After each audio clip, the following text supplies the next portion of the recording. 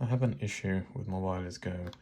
So both receivers are connected. I haven't used these for a few months, and a few months ago it was working beautifully. I haven't touched them at all. I wanted to record a quick video now, and it's the internal mic is not working.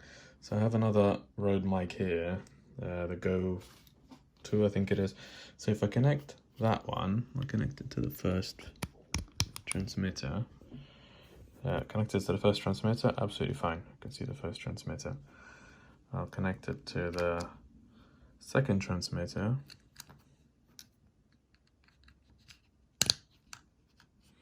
Also, absolutely fine. So I don't know what is happening here.